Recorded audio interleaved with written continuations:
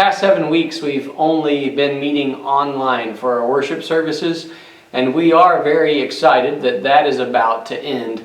Next Sunday, May 10th, as the state of Missouri has reopened, so now do our church doors. The truth was, the church was never closed. It's just we weren't meeting together in person. And we realize, without a doubt, and truly believe that the church is much more than the church building. The church is the people of God, being the hands and feet of Jesus. But there's something really special about rooms like that. It's because when we do meet together, when a congregation comes together, there's power in that. And so, like I said, next Sunday, we will begin having in-person services again. However, things are going to look a little different.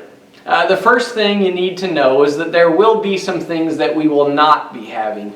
We will not be having Sunday school classes. We will not be having junior church classes. We will not be having the nursery open for our little ones.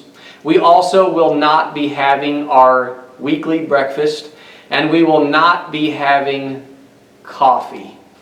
All right, big fat bummer, but bring your own coffee from home. You'll be just fine. Even though we're not having any of those things, we will be adding some additional things.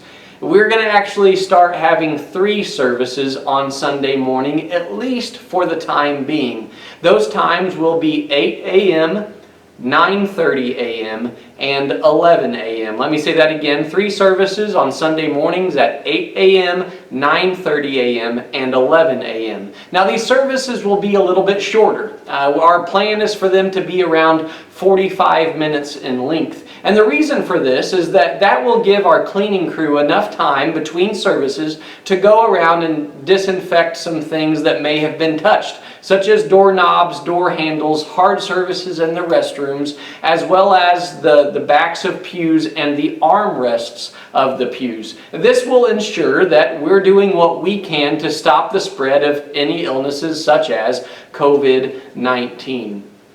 We will need your help, though, in those 3 services.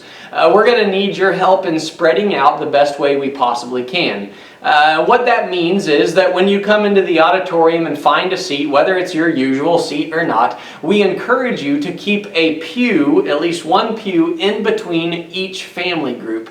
So if you're a single person, or if you have a family of 11, which 13, I think we have one of those. What we encourage you to do is keep your family group in a specific pew, and then keep a pew in between each groups. And this will ensure that we're doing what we can to keep our 6-foot social distancing boundaries, which I know we're all getting tired of hearing that, but we're going to do what we can to keep our people safe. Now, since there won't be junior church, I do want to let you know about one thing that's going to change.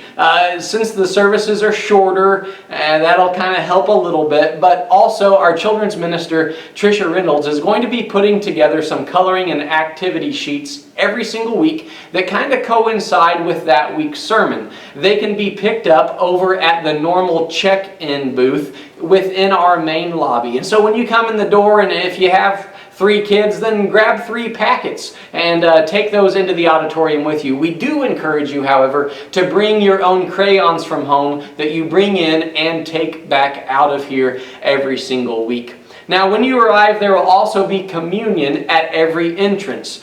Communion is going to look a little different. We won't be passing the trays. Instead, when you come in at every single entrance, there will be these pre-packaged, sealed communion cups. Now, these are made like this. They basically have 2 flaps. You open the first flap, and there's your wafer. You open the second, and there is your juice. And so, like I said, these will be available at every single entrance. When you come in the door, feel free to pick those up and take them into the auditorium with you. And then, of course, when communion is over, or when the service is over, you can throw these away in the trash cans on your way out. Also, we will not be passing the offering plates. However, at the back of the auditorium, in all 3 exits or entrances, whatever you want to say, there will be bins, baskets, maybe even plates, where you can put your offering in those when you come in or go out. We will also continue to utilize our online giving. So if you're not here in person, or if you just like the handiness of giving online, you can find that at shelbinachristian.com. We'll also continue to use our drop box, which is located outside on the south side of the building, right along West Spruce Street. There also won't be any greeters, and so when you come in on Sunday mornings, there's not going to be somebody there to shake your hand. However, just like normal, the weekly bulletin will be there available for you to pick up and take with you into the auditorium. I think that's almost it. A few other notes. If you don't feel comfortable being here yet, because of COVID-19, we completely understand that, and there's absolutely no judgment whatsoever if you're choosing to continue to stay home. What that means then for you is that there still will be online services posted every single Sunday morning. Our current plan is to record our 8 a.m. service, and then it will be uploaded and premiered both to Facebook and YouTube roughly at 11 a.m. That is our hope, that is our goal. It kind of depends on internet connectivity on Sunday mornings and how fast we can get those things to upload. If you have any questions about any of that, please don't hesitate to contact the church office. We would love to help you. One last thing, and this is perhaps one of the most important. To kind of get a feel and idea of how many people are going to be here at each of our 3 services, we're asking you to contact us. And so whether you plan to come at 8 a.m. or 9:30 a.m. or 11 a.m., we want you to contact the church office and let us know which of those 3 services you and or your family plans to attend. We cannot wait to see you in person. I announced a few weeks ago that I planned on hugging and handshaking you, and I won't for the time being. I'll continue to observe those rules and that kind of thing. I just can't wait to see your faces, and I hope that you feel the same way about your church family. We love you. Can't wait to see you again.